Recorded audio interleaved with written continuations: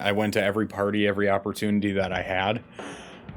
Kind of the offset of that is living with a parent who, was going through active addiction himself. There just wasn't anywhere present in my life anybody that said, like, this is bad for you. And again, part of that I think comes from small town Wisconsin. I thought for a second, like, yeah, I'll just grab a jug, whatever. I'm going into treatment tomorrow. And that flash of my stepmom's face just popped right back into my head. And it just broke me right there in an instant. And I walked away from the shelf and I bought my chewing tobacco and I went back into the car. I'm Justin, the addiction guy, and I want to make it trendy to be healthy. Studies show that adolescents do dangerous, unhealthy things to look cool in front of their friends. How can we start a trend making it cool to preserve the full potential of the developing brain rather than fry it like I did? So, to continue the conversation from last week about why there is such high demand for drugs on social media, we're going to talk to James. My friend James paints a picture of every small town in America. The unfulfilled American dream, a sinking feeling that the underlying disappointment with our lives is a toxic shame rooted in the force-fed delusion of the American dream. Are we self-medicating the side effects of our shame that we've drifted away from the instructions that are impossible to follow? Let's take a long, honest look at that with James LongHenry. Where I grew up, there wasn't a whole lot of fear presented in trying substances, and part of that comes from being in a small town in Wisconsin. Everybody drank, and drinking was the first thing that I tried. And so there wasn't any kind of negative stigma to it, unfortunately. It was something everybody did. There were a lot of laborer jobs around the area, and so when people got off work, they drank. And as well as my home environment, I had two parents that were pretty heavily addicted to alcohol as well as methamphetamine. I didn't know it at the time. I knew alcohol was one of them, but I didn't know what the concept of addiction actually was. And so both my parents drinking on a regular basis, they were actually never really home, so I didn't have any structure at all to tell me what was good and what was bad. So it was a matter of me just kind of trying things and figuring things out for myself. Tell me about that first reach for alcohol at 8 years old. Was it scary?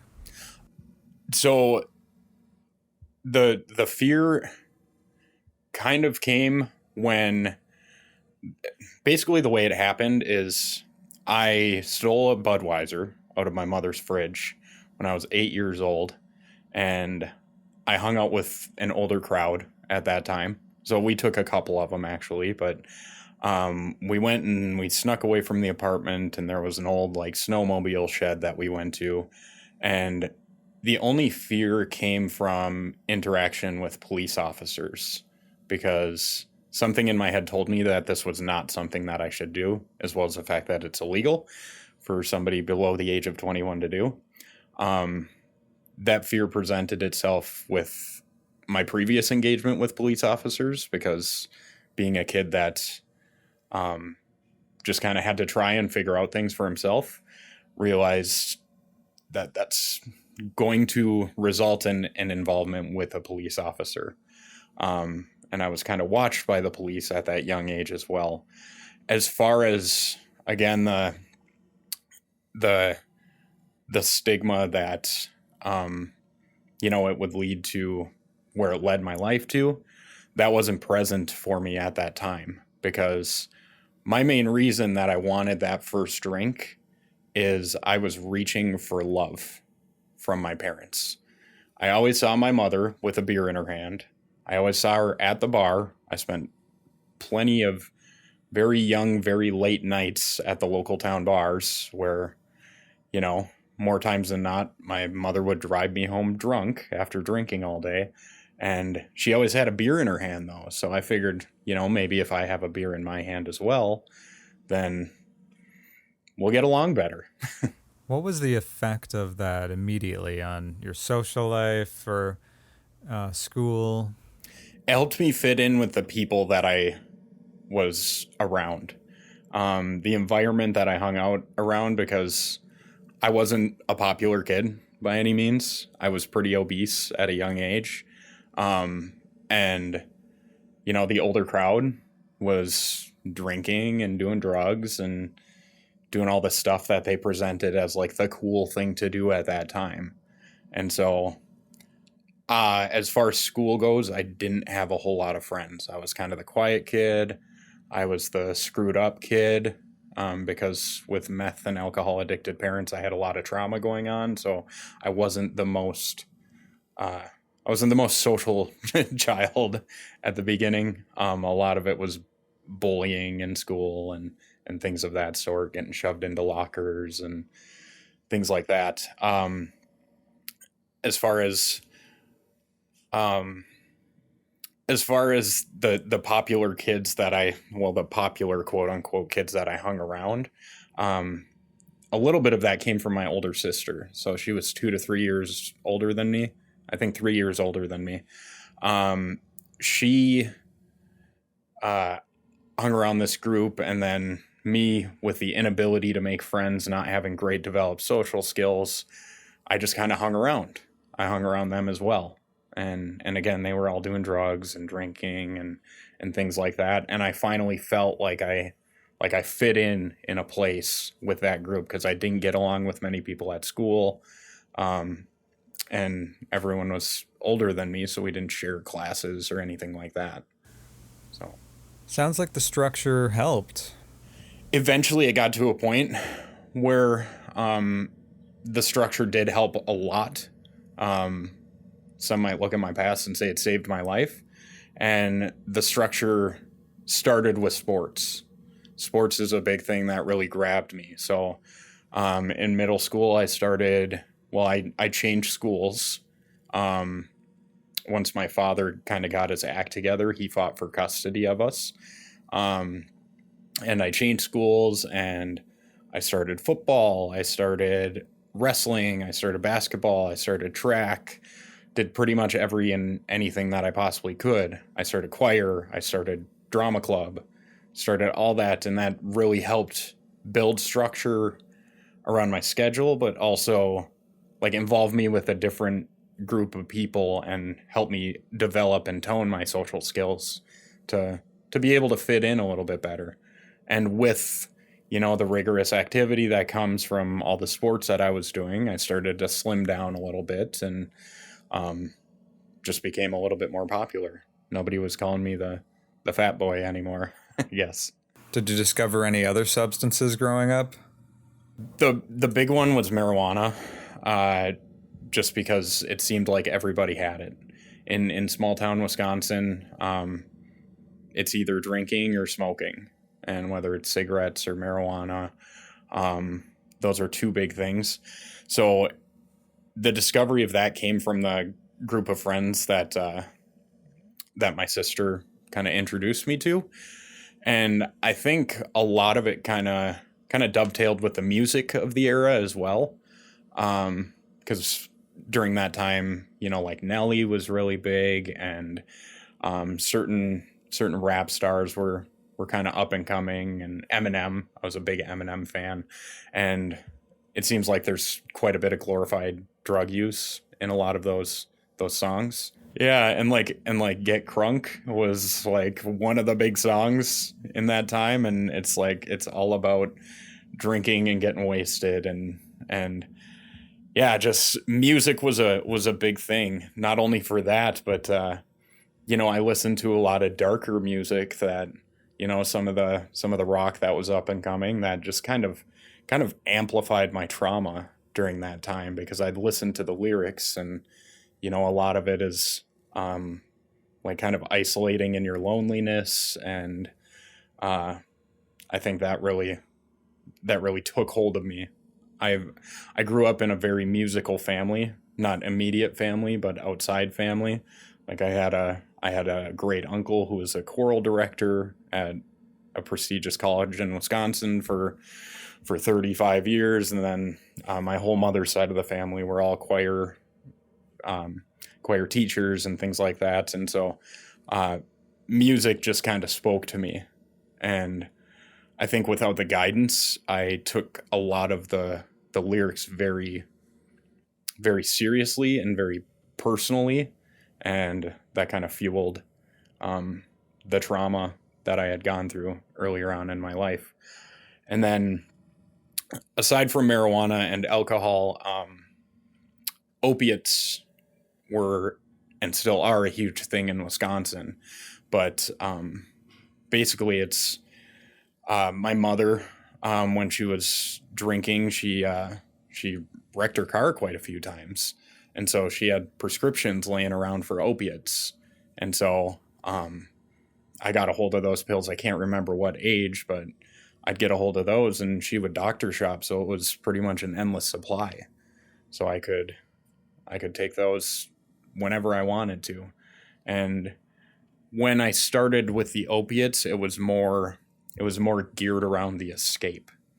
And again, without any kind of structure, the only stigma behind that was just like, I don't want to get caught by my mom, because I didn't understand what that would bring. What you were getting into? Yeah, what I was getting myself into, exactly.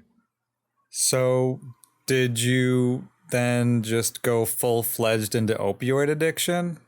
Opiates were kind of on and off, because the alcohol and the marijuana were more accessible.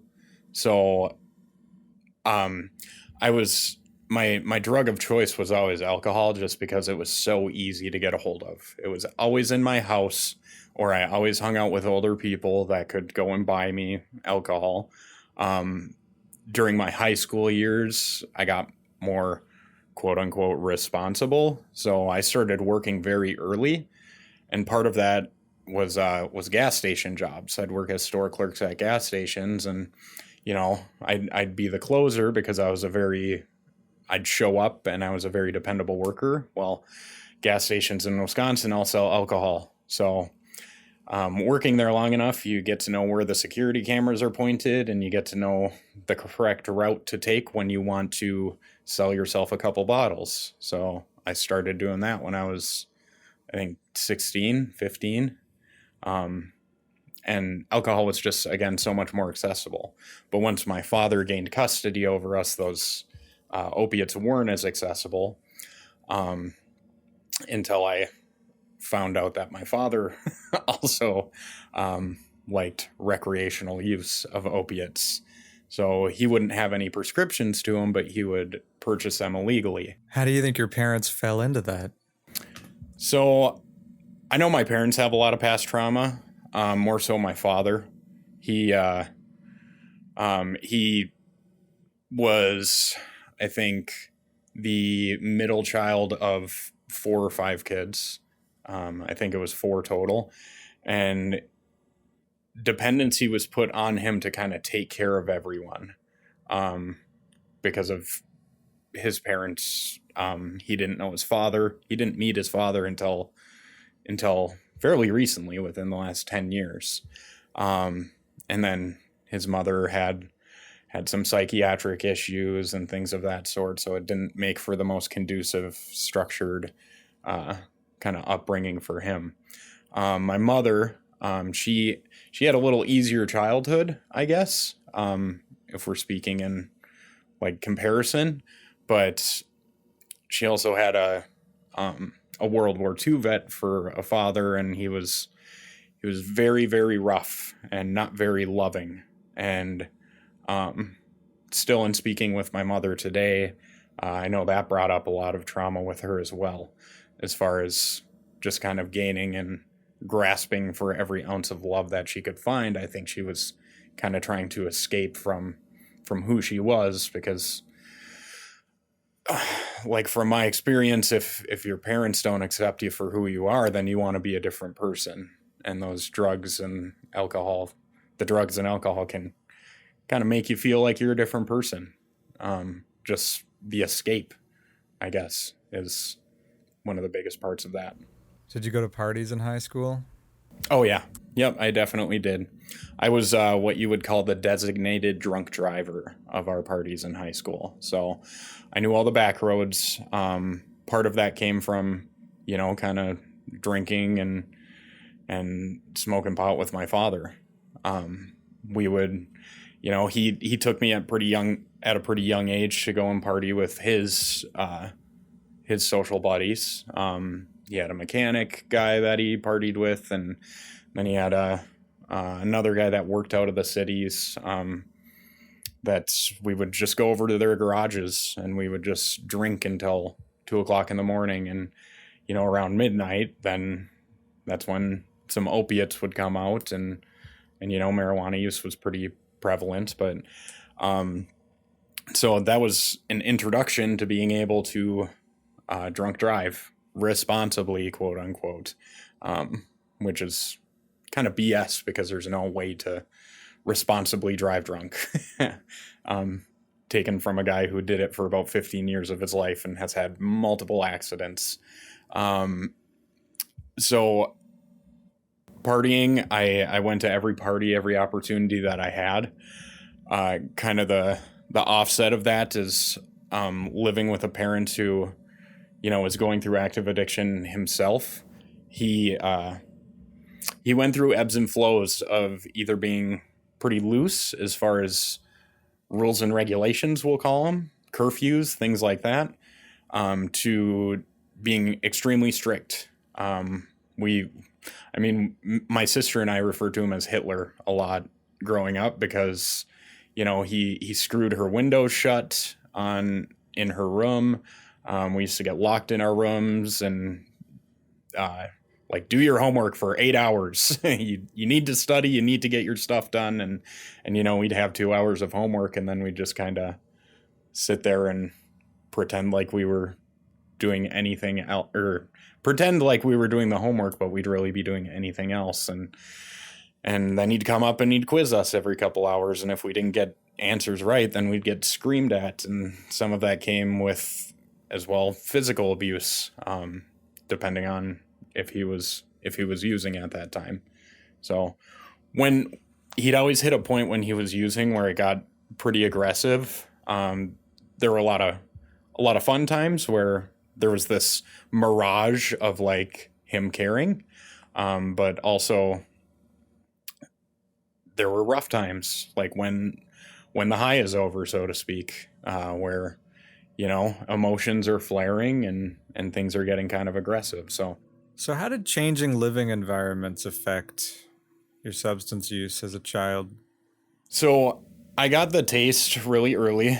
Like I mentioned, that first beer was 8 years old, and it kind of gave me a little bit of an escape right away.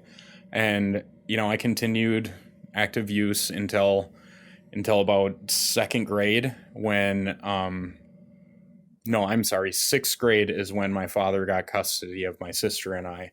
And it was a lot stricter.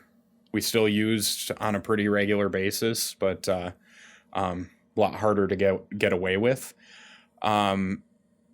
Once we both graduated high school, my sister went her way and I went the direction that was planned for me. I went straight to college. And when I went to college, my first environment with my mother is nobody was home. Nobody was home ever. I could do whatever I wanted, and that's where the addiction kind of flourished.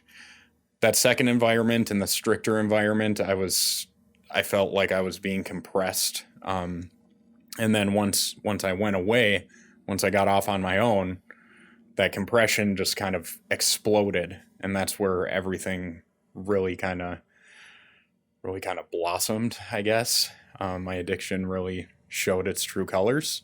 I think that just going back and forth from the environments that I was in had a big deal to do with that. A lot of it was the traumas that I went through in my past, because I went through some pretty early traumas at a very young age. And I think part of it with that first drink was wanting to escape, as well as wanting to be loved. And once I started going to those parties, I was a pretty popular kid, and I correlated that with alcohol use. I was even looser, I was louder, I was funnier, but I didn't realize at the time that I'm a pretty loose and loud and funny guy when I'm not drinking as well. But in my young mind, I also still needed that escape. So that's where the correlation of drugs and alcohol came from. Escape from what? Escape from the feelings. The feelings and the memories were the two biggest things. There's with kind of PTSD, there's parts of my memory as a child that are completely blanked out that I just don't remember whatsoever. And there's pretty traumatic situations where, I can still feel with my hands the feelings that I had that day and what I was touching and, the sweat on my brow or any of those things. I just didn't want to feel those feelings at all. And I realized that, having an altered state of mind made it easier to escape those feelings, but when those feelings and thoughts, but when I would clean up the next day, they always came back. They were always there waiting for me. Was there anything in your environment that might indicate what it looks like to be healthy? A lot of it came from, I think, growing up in like the 90s and early 2000s. I grew up a lot on the TV, not having anybody at home. So movies and TV shows and commercials, and it glorifies use. Everything that I watched, it seemed like, even people with problems would always get their stuff done. And a big lesson that my dad taught me was, you can get as messed up as you want to get, but you got to show up the next day.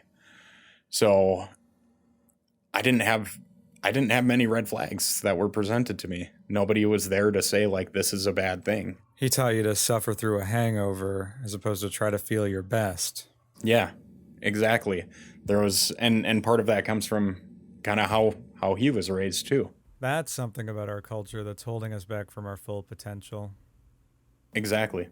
What do you think could have helped you make some healthy changes?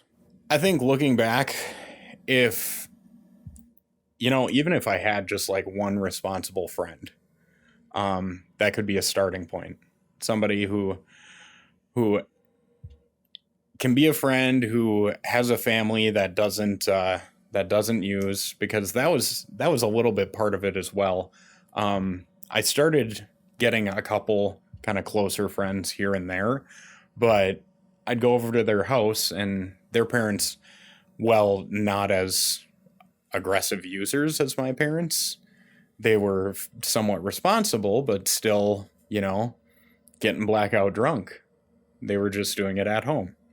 And so there just wasn't anywhere present in my life anybody that said, like, this is bad for you.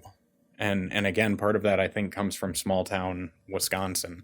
But I think another thing that could have kind of changed my way and means of looking at things is if I had somebody to look up to.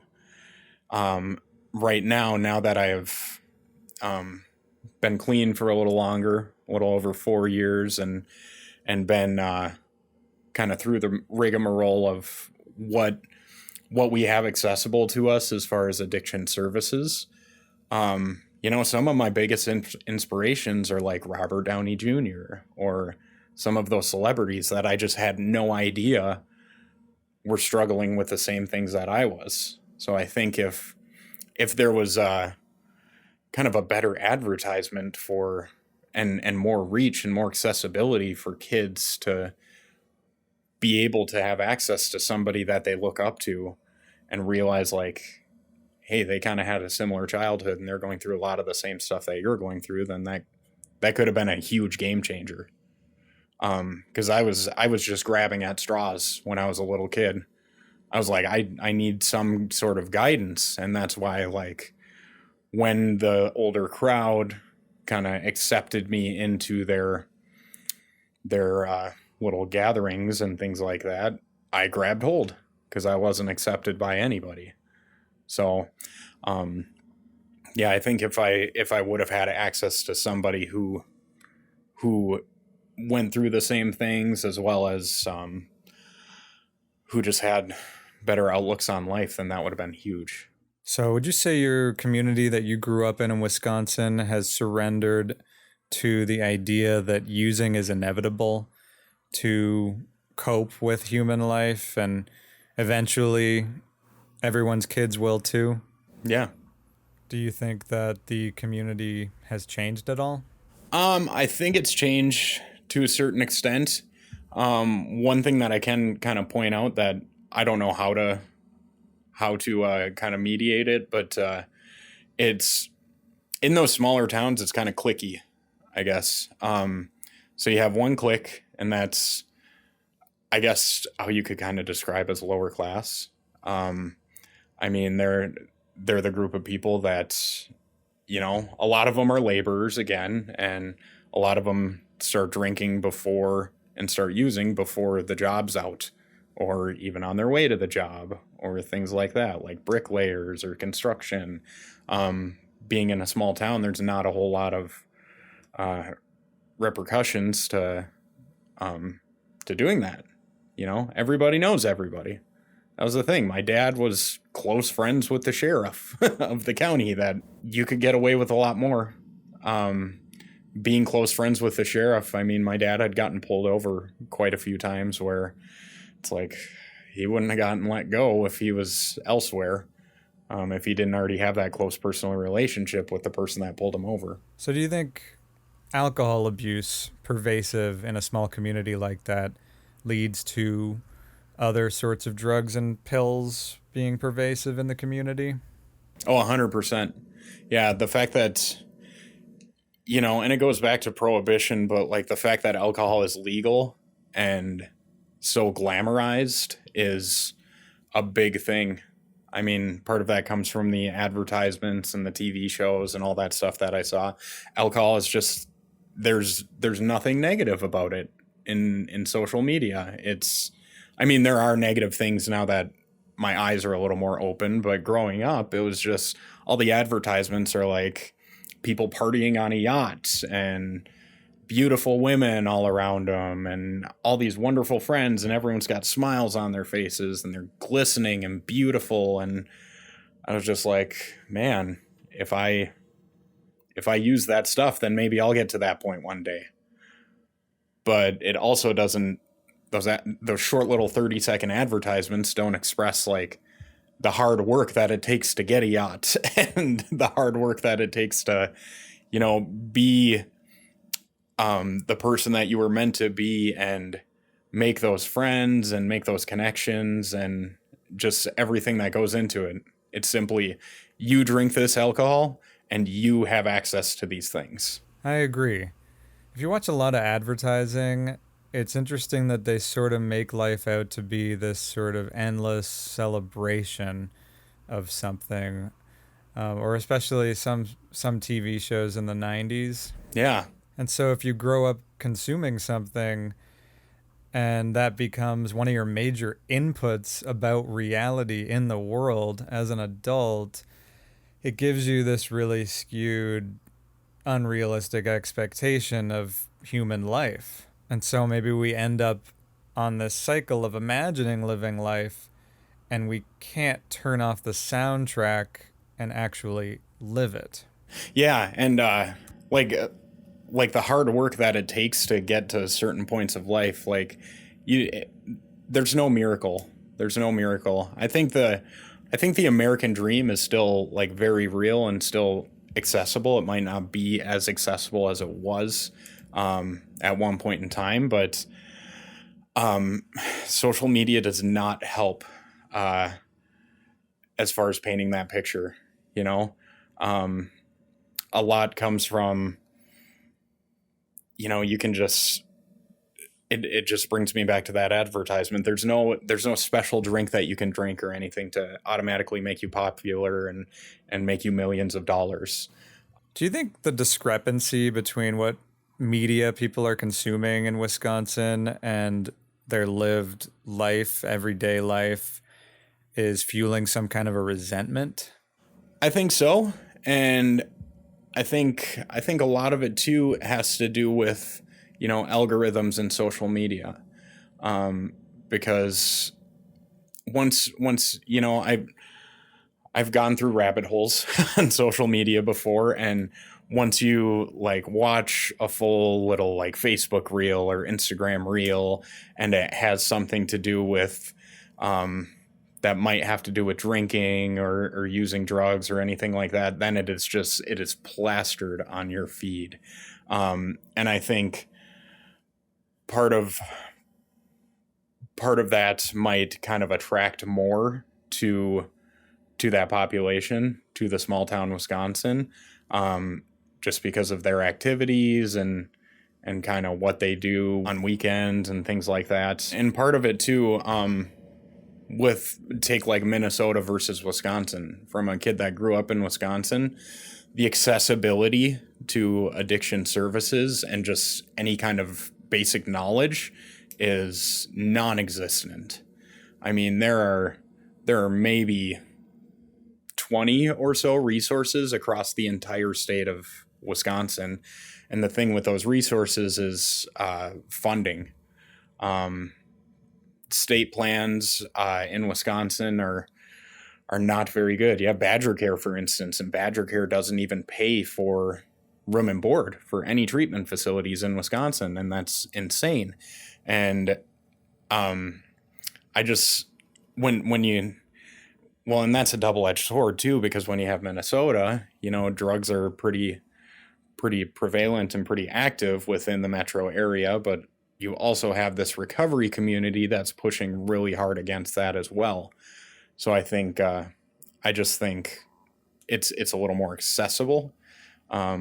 Whereas in Wisconsin, it's just, you don't drive down the street and see a treatment facility down the road. You don't see a New Way or a Meridian Behavioral Health or Hazelden Betty Ford, but you come into Minnesota and you drive the streets of Minneapolis and there's many different resources that are readily available. And for me, I never saw anything like that growing up, so I didn't even know addiction or substance use disorder was even a thing. As well with Wisconsin too, I mean, you talk to Wisconsinites and there's a glorification of alcohol use in Wisconsin. I mean, it's pretty nationally known that Wisconsin outdrinks most states. And if you talk to Wisconsinites about that, they are proud of that. They're proud about the fact that they can drink more alcohol than any other state. And just, I don't understand that. I don't think that's something to be proud of.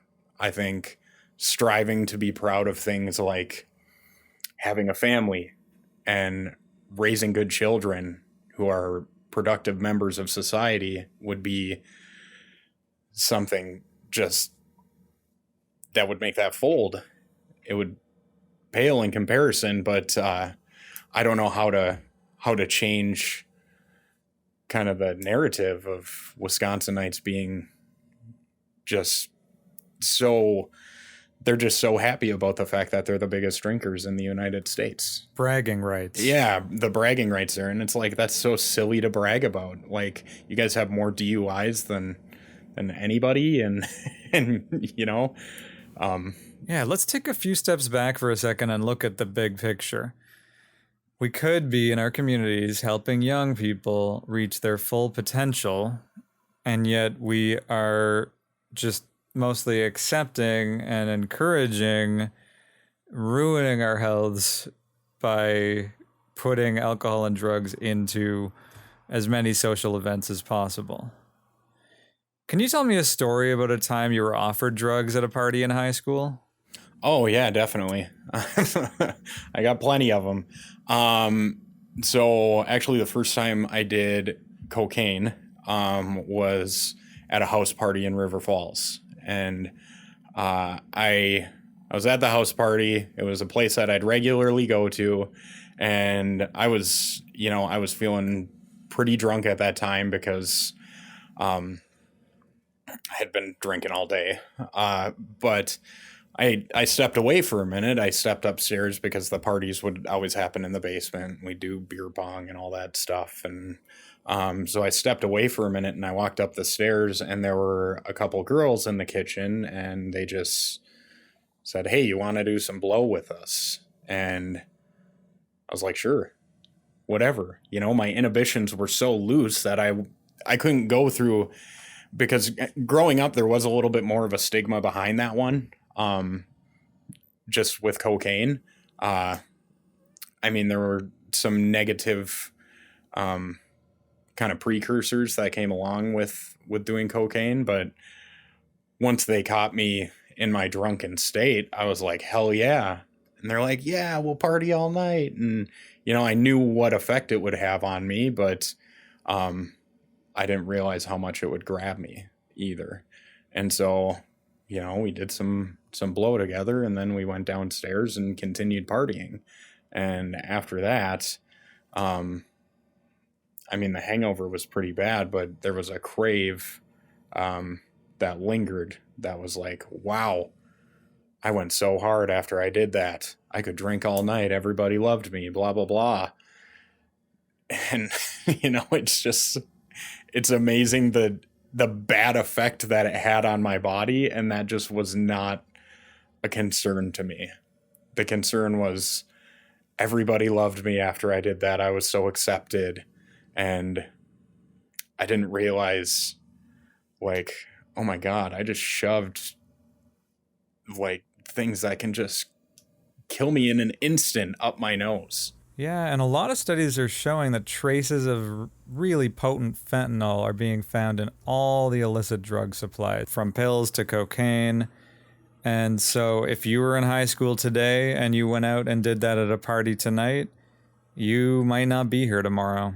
Exactly. Lucky for me, fentanyl wasn't as nearly as bad as it is today. Right about around the time that I kind of stopped with the house parties and moved away, and I tried to, I basically started isolating. I was drinking so hard during that time that I didn't care about being social with anybody. I just cared about getting messed up. What sort of advice would you give to the younger version of you if you could send him a message while he's in that spiral? Don't do it. There's so much more fulfillment out of life. Those house parties, yeah, they can be fun for a couple hours, but it's such an empty feeling.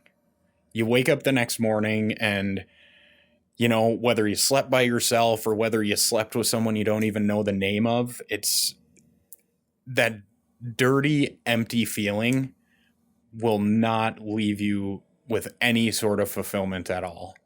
And I promise those few hours that you have of what might appear to you as fun in that moment will eventually lead to just a pit of isolation and hating yourself. And you're also flooding your dopamine baseline. So the more drugs you use at a young age, the more your brain will respond and adapt, and you'll lower your overall dopamine baseline, which means you're going to waste your youth not feeling as much pleasure out of how wonderful that time of your life could be. Exactly. And a part of my kind of recovery journey was rediscovering the things that I love. And once I rediscovered those things that I love, like fishing or, even shooting guns. I love going to the gun range. Can't do that while you're using.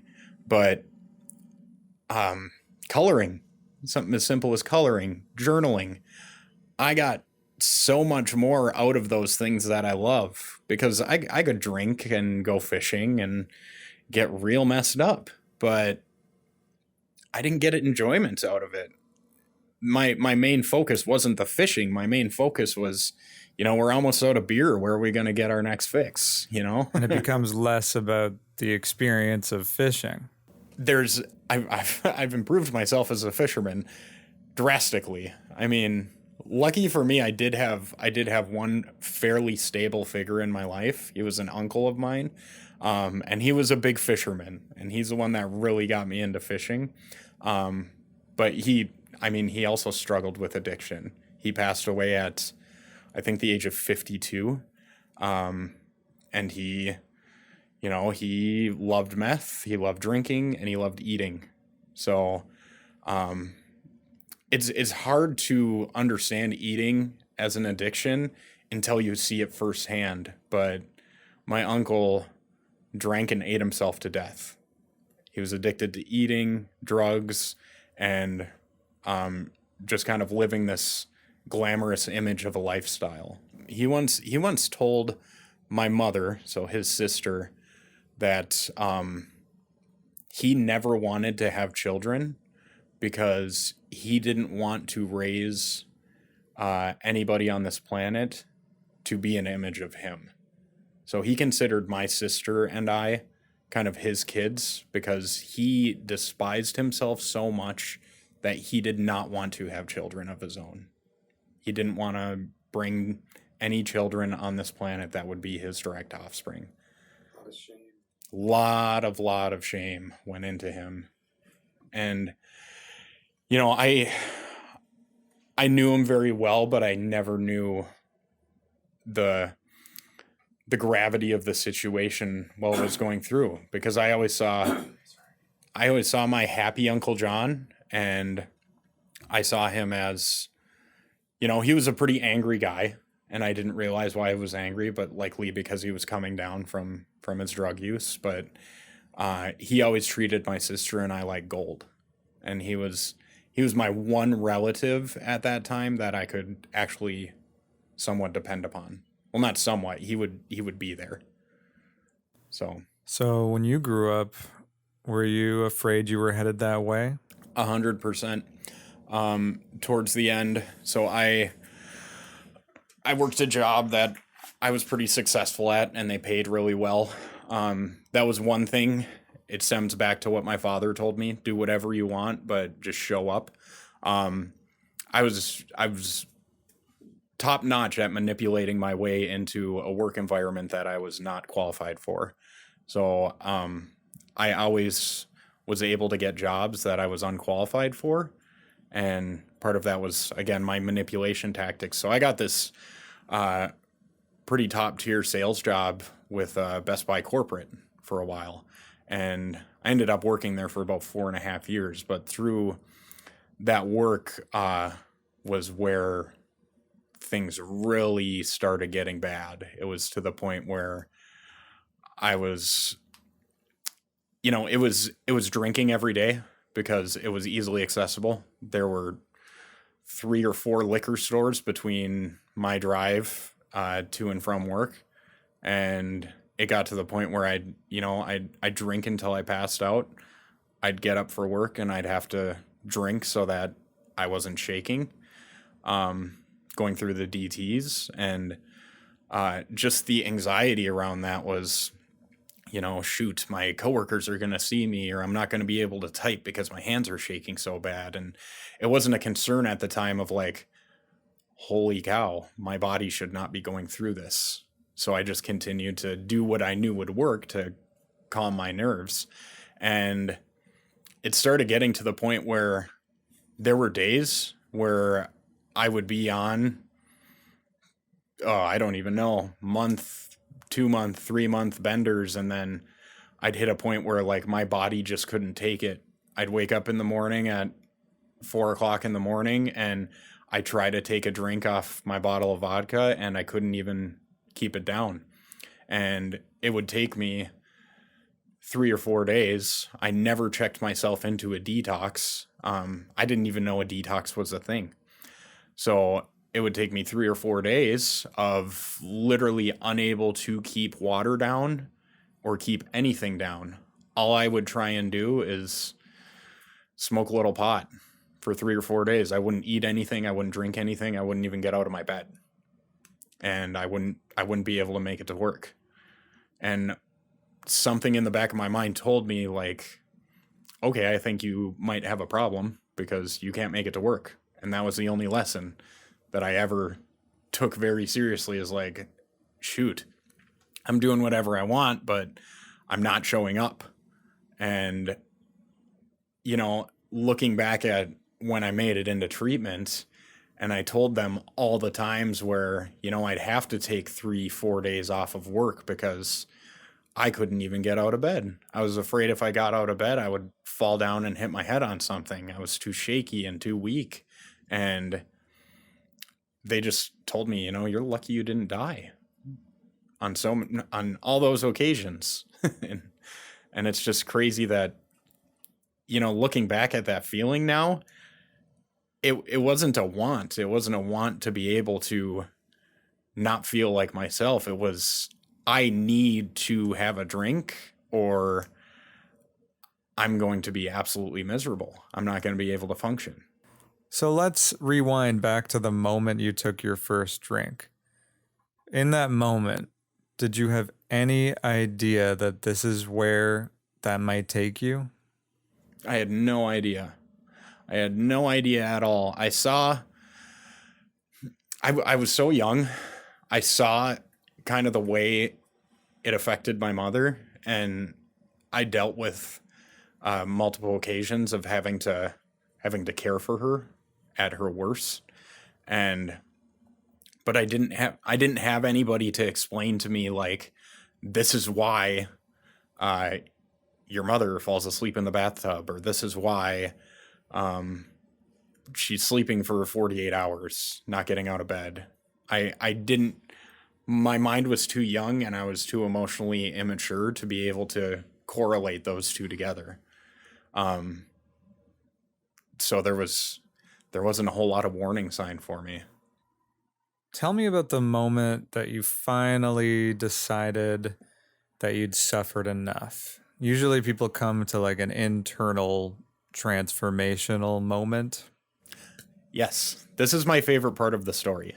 So the smartest and most caring thing that my father has ever done for me in my 32 years of life is about 3 months before I decided to check in to rehab. And I was living with my father and my stepmother for the last 10 months of my active addiction because I couldn't function. I couldn't function on my own. I had an apartment in Burnsville, but it was downhill. It was very bad. And so I lived there, but about 3 months before I checked myself into rehab, my dad and I were driving around doing our thing, having beers, smoking some pot, and my dad said to me, he said, James, now look, we realize that you probably have a little bit of a problem going on here. And I'm not going to make you do anything that you don't want to do. And we're not going to force you into anything. But the second that you want to make a change, just let us know and we'll bring you anywhere. We'll bring you anywhere you need to be and we'll handle everything. And you know, at that time when he said it to me, I was just like, all right, cool, whatever, Pop. You got a bigger issue than I do. So, you know, glug, glug, glug. But 3 months later, there was a night where, you know, I was just as wasted as I was any other night in that 10 months that I lived with them. And I fell down the stairs and we had like a 14-step staircase and I almost broke the rail and I fell down the stairs and I passed out at the bottom of the stairs and my stepmom found me and she thought like I broke my neck because I just looked like a mangled ball of human. And she woke me up and I didn't even say anything to her because I was still pretty blacked out, but I walked up the stairs and I just went back to bed. And the next morning I woke up and there's just a flash memory from when I was blacked out. And it was when I was laying on the floor, looking up at my stepmother staring at me, and she had a look of just desperation and just almost utter betrayal that I was treating my body that way. And I saw it from a perspective of my stepmother was always somebody who really, really cared for me. She was my rock. She came in to my life a little earlier, which I won't get into because it's a long part of the story. But she gave me this look that basically I give up. I can't. There's nothing more that I can do. And she was so sad and so almost just kind of empty, like a look that said, "You're gonna kill yourself one of these days," and I'm trying to deal with that grief already because in my eyes, you've pretty much already killed yourself. So when I woke up that morning, I saw a flash of that face that she gave me, and I was like, "Shoot, what?" And I got out of bed and I walked to the bathroom, and then I got out of the bathroom and I started walking down the stairs, and my stepmom and my dad were sitting in the living room, and I was like, well, I think this is about the time. And so I sat down in the recliner, and they were on each side of the living room, and I said, well, I think I need some help. So and my stepmom was already bawling her eyes out because she was at the end of her rope. She didn't know what else to do. And she, again, kind of accepted me as her dead stepchild at that point in time. But I called a couple of places, and, at that point in my mind, my stepmom really was a driving factor. But looking back at it, I was extremely sick and tired of being sick and tired, I guess, is the kind of best way to put it. And so I called I called one treatment facility, can't even remember who it was at this time. They didn't have any openings for a little while. Hazelden Betty Ford came up on the next one. I called them. They were able to do a phone screen on me. I gave them all my information, and they had an appointment set up for me within the next 4 days. I was able to show up. And so we got all that set, and I called my boss right after we got all that set up. And my boss said, I had absolutely no idea anything was going wrong with you. And she said, great, I will send you all the paperwork. And she handled it just as good as any boss could ever handle a situation like that. She was amazing. She sent me all the paperwork I needed for short term, or for the paid time off, or the leave of absence, for the short-term disability. She got me all set. She helped me through everything. And it kind of brings me to sorry, I'm kind of going off on a rant here, but all that brings me to a point that I really changed. And that was the day before I went into Hazelden Betty Ford. So I had 4 days where I could either stay clean or I could continue drinking. And I was chewing tobacco at the time, and my stepmom, I ran out of chewing tobacco, and my stepmom said, like, I'll take you to the gas station. You probably shouldn't drive right now, because I was so shaky and it was terrible. And I still wasn't really drinking or eating anything at all. But I had not drank any alcohol. There was no alcohol at all in the house for those 3 days. And on that third day, we went to the gas station. And I mentioned earlier, every gas station in Wisconsin has a liquor section. And so she drives me there, and on the way there, she says, do you want me to go in and get your chew for you, and you can just sit and wait in the car? And I said, no, I should be fine. And her knowing that I frequented that gas station for their bottles of Phillips vodka, she said, okay, well, if you're going to do what I think you're going to do, then you might as well just do it, because this is going to be your last one for a long time. And I was like, hell, permission granted.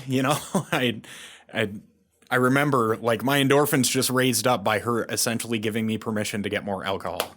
And so I went to that gas station. I walked in and I beelined straight for the liquor section of that gas station. And in this gas station, there's normally about 12 bottles wide by about 6 bottles deep of liters of Phillips vodka. And on that day, I believe it was a Wednesday at about, 10:30, 11 o'clock in the morning, they were completely empty. There wasn't a single bottle on that shelf of Phillips vodka in the liter. And so I looked at the jug, the handle, the 175, and I thought for a second, like, yeah, I'll just grab a jug, whatever. I'm going into treatment tomorrow. And that flash of my stepmom's face just popped right back into my head. And it just broke me right there in an instant. And I walked away from the shelf and I bought my chewing tobacco and I went back into the car. And, my stepmom asked, like, how'd that go? And I was like, oh, it was fine. No problem. Got the chew. Thanks for driving me. So we went back to the house. And it took me probably about 60 days into sobriety to realize, like, something had to be watching over me at that point in time. And I look back at my past and I see all the terrible things that I went through that no child should ever have to go through. And I look at all these different circumstances where, I wanted to die. I wanted to hurt myself. I should have died because of drinking and driving so many times, but something was kind of helping me along the way, whether I wanted to admit it or not. And in that moment in time, I realized, maybe that's the higher power thing that everybody's talking about. And it took me 60 days to realize that because Hazelden's program is pretty based around the 12-step program. And coming to that realization, put me in the understanding, like, as much as it sucks to say, I probably went through all that stuff for a reason, for a purpose. There's a reason that I'm still here alive today. And there's a reason that somebody was watching over me through that time. And whether it was my stepmom or whether it was my uncle who passed away or whatever it was, there's a plan, and I'm going to keep my mouth shut and my ears open and listen to what the plan brings to me next. It also sounds like when your stepmother looked at you that way and you woke up the next morning and remembered it, some part of you went from unconscious to conscious. Yeah. I like I said, I won't get fully into it, but my stepmother was the one stable parent that I had in my life throughout my life that, loved me unconditionally. She showed me unconditional love, basically from the moment she came into my life. And there was never spiteful behavior. She never insulted me. Excuse me. She never insulted me. She never caused me any physical harm. She simply just showed up and was there for me because that was just who she was. She was my mother. She was the mother that I always wanted. Not only the mother, but the parent that I always wanted and always needed and in that moment of just devastation, something inside me like saw that face and just realized, like, oh my God, this person who just came into my life by choice, did not have me as her own child. She came into my life and treated me the way that she treated me, which is just well and respecting and kind throughout the years that she's been my stepmother. And I have just hurt her in return, absolutely demolished her in return. And that's not okay. And that was a big reason that the turnaround happened. Maybe she didn't know what to say because she thought it's just inevitable that people play Russian roulette with drugs in this world. Exactly. Yeah. And I mean, from my experience, I'm stubborn. I'm very stubborn. And when, and speaking from experience with others as well, when you tell somebody that they might have a problem, um, they're not going to listen. So, like, how do you approach that? Yeah, it's really hard to talk to someone in active addiction about something that they did wrong or pointing any finger at the substance without stepping on a nerve. Totally. Yeah. And as looking back at her, like, I don't know how she could have approached it. If she would have approached me earlier on, like, I probably would have told her to F off, and I would have ruined that relationship even more. But it's like, again, that whatever it is that was watching over just chose that perfect moment to bring us together, to make me realize, like, I just hurt this woman. That image of her honest, devastating stare at you is etched into your blackout. Yeah. Yeah. It changed my life. It absolutely changed my life. And to this day, my stepmother and I are tight. She's not with my father anymore, but her and I have remained tight as can be. She must be proud of you for the life that you've built now. So, how do you like life now that you're free? Oh, I love it. I love everything. I couldn't have asked for a better family. I'm still in touch with my immediate family. They make some choices that I don't necessarily agree with, but they try. They're trying. I'm married today. I have a wife who loves and cares for me, and I love and care for her. We've taken trips with each other. We've done things that I never would have imagined I'd be able to do. We bought a house. We have manageable amounts of money and manageable debt that I just never thought I would have access to. A big thing with me growing up as well was it was always an ongoing argument about money and not having enough money. And so I thought, like, everybody just never has enough money. That's the way things work. And you work your butt off until retirement and you just never, ever have enough money to do anything. But I'm to a point now where I really don't care that much about money. Between my wife and I, we make a pretty good living. And we both love what we do for work. But we're comfortable. And that was a big thing for me, even coming into early recovery, was money management. And I'm not saying money's everything, but it is a good factor in your life to not have to worry about. That causes a lot of additional stressors. But we have a dog. I have an awesome brother-in-law, and his awesome wife and their two beautiful nieces. And, it's sad to say, but there was a funeral over this past weekend. But I showed up at that funeral and I had a clean mind. And even if I didn't know, all the people there, and wasn't even really that close with all the people there because it was my in-laws, I was still there to be a support, and the loving care that they gave back to me just for showing up for them was huge. And the high that I get from just making someone smile or making them feel comfortable by showing up for them is so much greater than anything any drug has ever provided for me.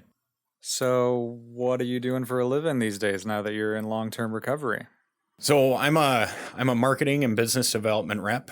Well, I am the marketing and business development rep for a company called Meridian Behavioral Health.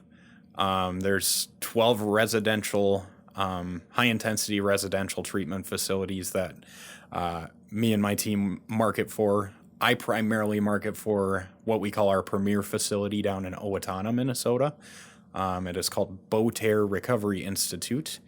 The kind of standout point with that facility is that it's private pay and commercial insurance only. All other facilities are public accessible, so MNsure and county assistants and things like that are accepted. Beauterre really hits home for me and makes me proud to work for, because kind of the only other place like it is Hazelden, and we're kind of the only two people in the state of Minnesota that do what we do at the level that we do it. And we have a great partnership with that company as well. But basically, I travel around, and I meet with LADCs, and I meet with nurses and doctors and other treatment providers, and I just if I had to boil it down to one statement, I do my best to get patients access to treatment and just make people aware of what we have to offer. And I love that part of my job because it stems back to, the accessibility. If I would have had somebody like me in my life who had the knowledge that I have now in this field, I think things might have been able to be a little different. Not that I regret any of the decisions or any of the choices or how anything happened, but I drive around and I talk to people and I tell them about different treatment options. So, do you think what Minnesota's set up in terms of paying for addiction treatment for people on Medicaid and other plans like that is innovating treatment here? I think it is. I think it is a lot. I think there's a lot of people in this industry who have some very brilliant ideas with the direction that things are going right now. It's tough after COVID, just because there's such a high mental health and substance use disorder crisis that kind of hit us by storm after COVID. And I think a lot of that was due to the isolation that a lot of people faced. And it was even tough working in the field. Just before this, I wasn't a marketing rep. I was just kind of on our first line of defense, answering phone calls. And, I could gradually hear more stressful conversations as time went by with COVID. Not only that, but, I worked from home for part of the time during that. And I'm, now that I'm comfortable with where I'm at, I'm kind of a social being. So if I don't have face-to-face interaction, it's very dangerous for me in my recovery. So I like the places things are going. I think part of my job as well is I speak to many different people, not only to get patients access to our treatment, but just to learn what's going on in the industry and come up with ideas and plans to how we can better combat what we face day to day. One of the things I really like about Meridian Behavioral Health is how many evidence-based approaches are implemented in your programs. Yeah, so we're using, like you mentioned, multimodality approaches to treatment. It's all individualized care, but we use these different modalities like CBT, DBT, relapse prevention, health realization, trauma loss, trauma healing, things like that, every modality you can think of. And our idea is to, back to stemming from my roots of not having an understanding of what's going on. We do unfortunately see some repeat clientele coming into our treatment facilities, but we also get a population of people who haven't been to treatment before. So they have no idea what they're getting themselves into. So our idea is to introduce them to all these different modalities and kind of see what best suits each individual. So we're taking not only collateral info from their assessments, info about how they engage with us, and info about kind of what they gear themselves to, whether it be CBT, DBT, smart recovery, things like that. And we build the treatment plan off of that individual. But we're keeping them in these CBT and DBT courses and relapse prevention to sharpen the tools as much as we can before we put them on to their next step. Because the more tools that they can be well versed in, the easier it is to, well, not that it's easy, but the less hard it is to deal with certain stressors and certain anxious moments when they come up in day-to-day life. Where can people go to find out more about all these programs? Yes, it is www.meridianprograms.com. Beauterre Recovery Institute does have a separate website as well, which we just revamped. It's beautiful. That is www.beauterre.org. Beauterre is spelled BEAUTERRE.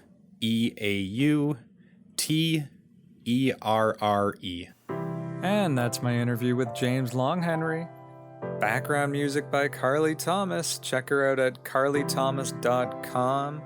Send me your thoughts so we can broaden the dialogue at setyourselffreepod@gmail.com. You can find more episodes at justinthomascollection.com and click on the podcast tab to join our mailing list.